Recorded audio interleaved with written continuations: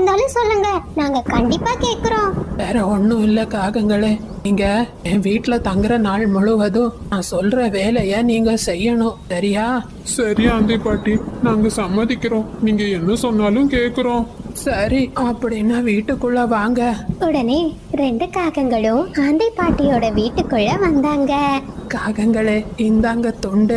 இந்த தொண்டை வச்சு உங்க உடம்ப தொடச்சிக்கோங்க. காலு, நீ கொடைய எடுத்துக்கிட்டு வெளிய போய் உணவு தேடிட்டு வா.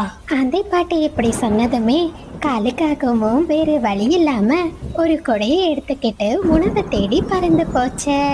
ராணி, என்ன பாக்குற? என் வீடு முழுவதும் அழுக்கா இருக்கு. நீ சீக்கிரம் என் வீட்டை தொடச்சி சுத்தம் பண்ணு. நான் கொஞ்ச நேரம் ஓய்வெடுக்கிறேன் அப்படின்னு சொன்ன ஆந்தை பாட்டி தன்னோட கோட்ல படுத்து தூங்க ஆரம்பிச்சாங்க. ராணிக்காகவும் வேற வழி இல்லாம ஆந்தை பாட்டியோட வீட்டை துடைக்க ஆரம்பிச்சது. கொஞ்ச நேரத்திலேயே